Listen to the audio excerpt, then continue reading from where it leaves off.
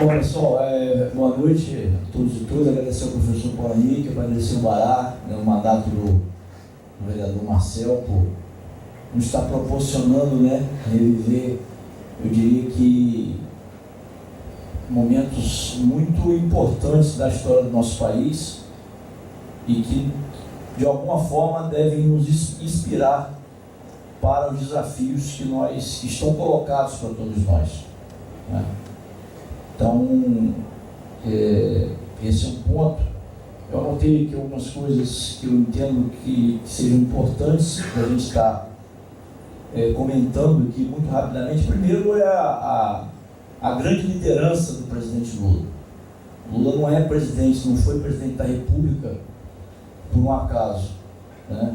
Ele foi, sem dúvida nenhuma, o maior líder de esquerda desse país, né? Ele é, o maior líder de esquerda desse país, e ele só está preso porque, na realidade, ele fez uma transformação social no país. Então, isso eu acho que a gente tem que minimamente parar para refletir. Eu conversava ontem, Bará, com o ex-reitor do IFE, né, do Instituto Federal Fluminense, e que teve a oportunidade de trabalhar no MEC por 3 anos. E ele me dizia: Zé, as pessoas não têm noção da revolução que nós fizemos no ensino nesse país. Não tem noção, né? E o grande pecado que nós cometemos foi que nós não conseguimos, eu diria que, mostrar o que foi feito. E aí ali no bate-papo, eu e ele, eu não tinha como eu não me lembrar da época que eu estudei no Cefet, né, onde na região nossa aqui nós só tínhamos uma escola técnica, que é a Escola Técnica de Campos, né? E eu tinha vários colegas que eram de Macaé, de Arraial do Cabo, né, de outros municípios, mas que para o pai manter lá em Campos, o pai tinha que ter dinheiro. A escola era pública, mas para que alguém de fora quisesse estudar lá, tinha que ter recursos, porque você tinha que pagar alojamento, você tinha que pagar comida, você tinha que pagar uma série de coisas. E aí a gente chega numa escola técnica, né, e na minha época nós tínhamos apenas 5 cursos de ensino médio: eletroedificações, mecânica, estradas e química. Eram os 5 cursos que tinha na escola técnica naquele momento. E a gente foi evoluindo de uma tal maneira a criação dos IFES, que hoje você tem mais de 13 campos em todo o norte e noroeste fluminense, e aonde o aluno entra para fazer o ensino médio e sai doutor. E quem é que consegue quem é que consegue isso? É o filho do trabalhador, é o filho do operário. Então essa é uma revolução. Estou pegando um exemplo, né, que talvez explique um pouco por que eles mantenham o Lula preso, né? E não tem como a gente, vendo um filme como esse, a gente não lembrar que, né, alguns aqui estiveram naquele fatídico dia 7 de abril, né, que o Lula foi preso, lá no Sindicato dos Metalúrgicos. Estivemos lá, né, e a gente lembra com tristeza. E eu me lembro que eu cheguei naquele dia, nós chegamos numa sexta-feira, e eu subi para lá encontrar com o Lula, e a primeira pessoa que eu encontro foi com o Paulo Vanuc, que foi ministro do governo Lula da área de direitos humanos. E ele olhou pela janela e viu as pessoas que estavam lá fora e falou assim: com esse povo que está aí, a gente não consegue resistir, né? Ou seja, ele ali colocava, já no início da manhã da sexta-feira, que não havia alternativa de resistência, que o Lula seria preso, né? Em outras épocas, São Bernardo do Campo, no Sindicato dos Metalúrgicos, nós teríamos ali 80 mil pessoas. Eu gosto sempre de lembrar que naquele mesmo dia, porque quem viveu aquilo não esquece, o Corinthians estava fazendo um treino com portões abertos e tinha 40 mil pessoas no treino do Corinthians. Em São Bernardo do Campo nós não tínhamos 10 mil pessoas. Então, a prisão do Lula, que vai completar 1 ano, ela traz para a gente, eu digo que uma responsabilidade grande. Nós estamos sempre lembrando que Lula livre é um preso político, e vamos falando, mas também traz para a gente alguma culpa de que nós de alguma forma não estamos conseguindo mobilizar a massa para tirar ele de lá. Então, o que o filme coloca é essa grande liderança do presidente que de fato fez um governo com todos os erros que aconteceram, e não quero aqui dizer que não aconteceram erros, aconteceram, e na minha visão não foram poucos, mas o golpe não foi dado pelos erros, e sim pelos acertos. Quero também aqui, outra coisa que me chamou a atenção no filme, é quando, acho que o nome dele é Nazaré, no início do filme, ele fala que o patrão escraviza o trabalhador. Isso sempre foi assim e sempre vai ser. E isso está espelhado naquilo que nós costumamos chamar de luta de classe. E que é o que nós vivemos no país hoje. A minha geração sempre ouviu falar em luta de classe, mas a gente não tinha muita noção do que seria essa luta de classe. O que é essa luta de classe? A luta de classe é quando a classe mais favorecida não aceita a ascensão da classe dita menos favorecida. E aí, você tem que brigar para garantir os seus direitos. E como é que você briga para garantir os seus direitos? Você se organizando, quer seja nas associações, quer seja em mandatos populares, como o mandato do Marcel, quer seja nos sindicatos. Em momentos, eu diria que em outros momentos desse país, as pessoas se organizavam na igreja, que para mim, com honrosas exceções, foi uma das grandes decepções das eleições que nós vivemos o ano passado. Então essa organização ela é fundamental. Os sindicatos, eles são sim um instrumento de resistência, de luta, de garantia de direitos da classe trabalhadora. E também não tem como nós que somos sindicalistas, porque eu costumo dizer o seguinte: ninguém sente a dor do outro.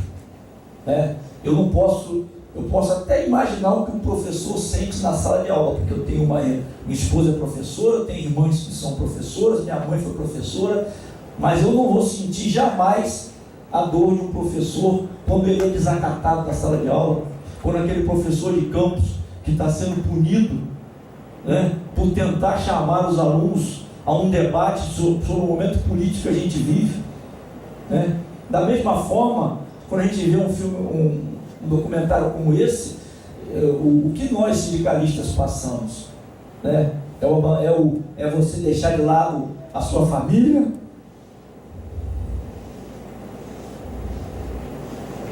você abrir mão de ver seus filhos crescerem, tudo em prol da luta, tudo em prol da luta.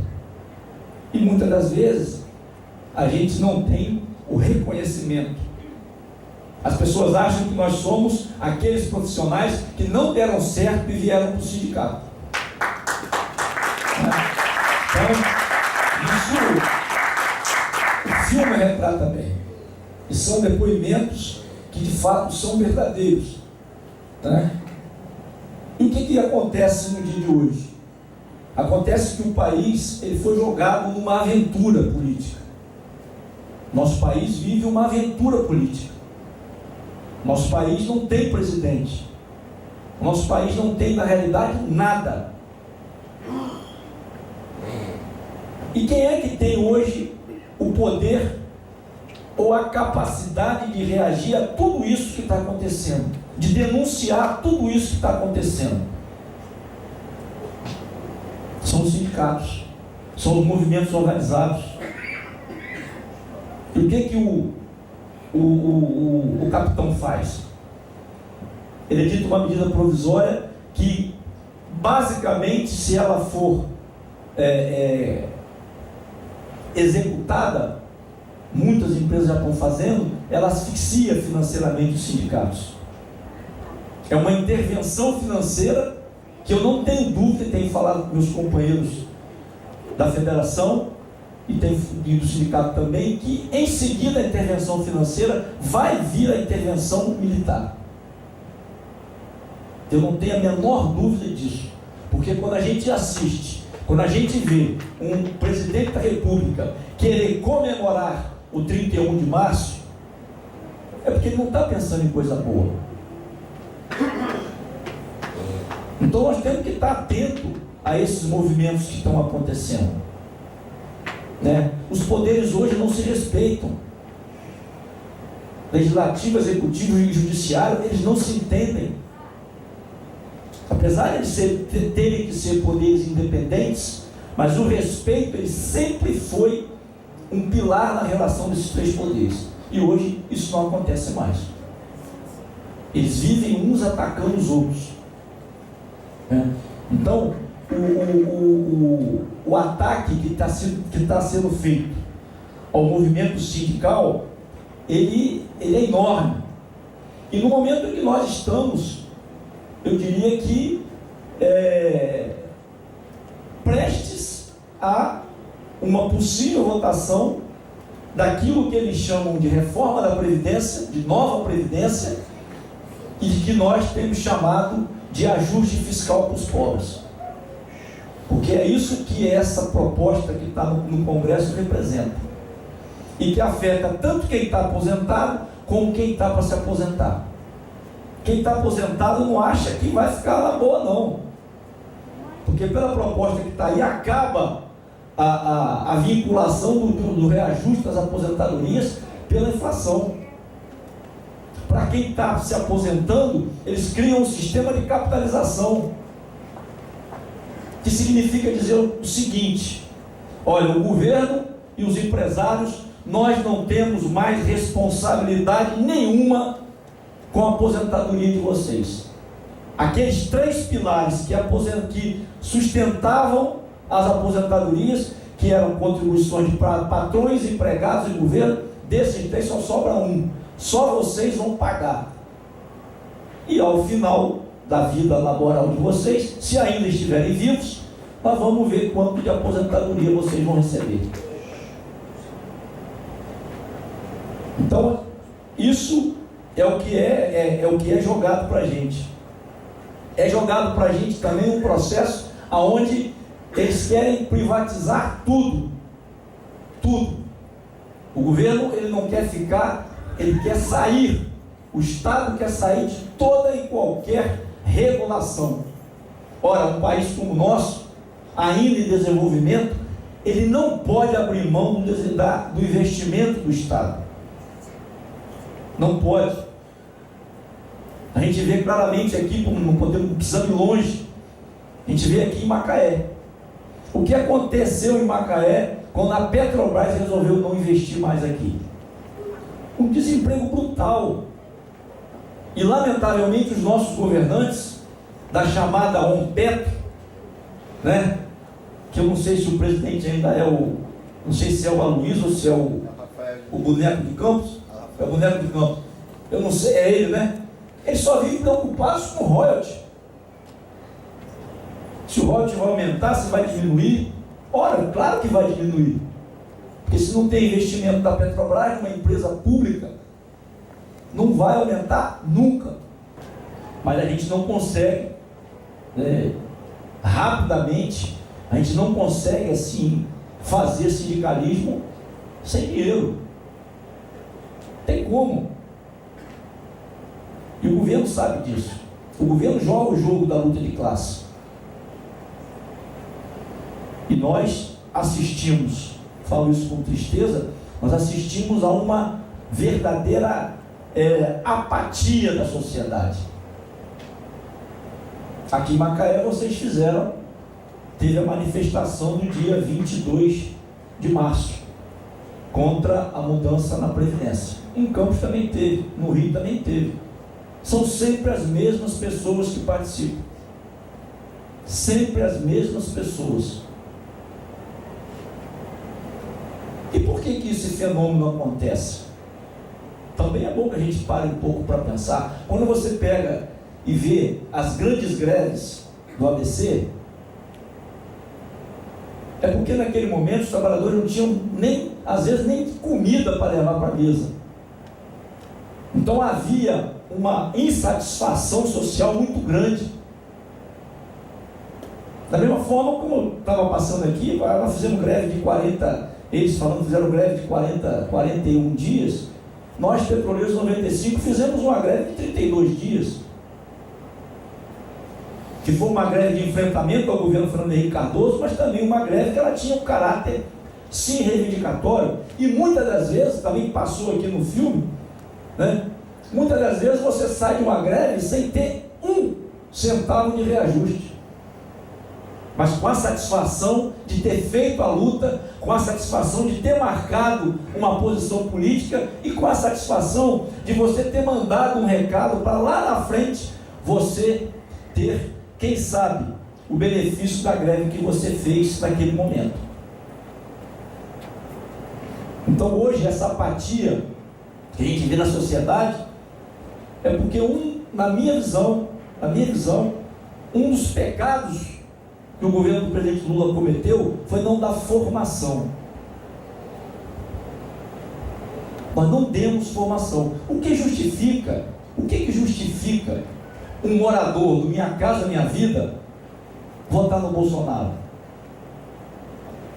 O que justifica um jovem que usufrui do Ciência Sem Fronteira ele pegar e odiar o PT? O que justifica um país que viveu praticamente a pleno emprego, 4% de desemprego, as pessoas simplesmente virarem as costas para quem lhe deu emprego, deu oportunidade?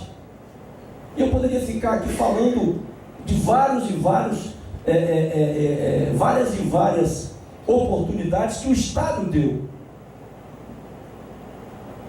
Porque hoje o Brasil vive uma situação de mais de 13 milhões de pessoas desempregadas, mais de 20 milhões de pessoas sequer vão às ruas procurar emprego, é o que nós chamamos de tal do desalento, e uma brutal informalidade. Isso é ruim para o movimento sindical, péssimo para o movimento sindical, porque o desemprego é um fantasma. As pessoas também não se predispõem a se mobilizar quando ela olha para o mundo lá fora e vê que o desemprego ele é brutal. Qual é o futuro, a perspectiva que os jovens que estão nas universidades vão ter se não tem emprego?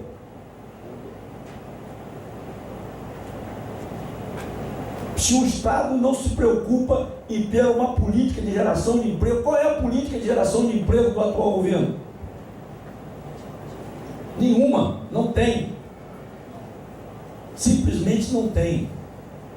Então, ou a gente, e caminho para fechar, ou a gente entende isso que está acontecendo, né?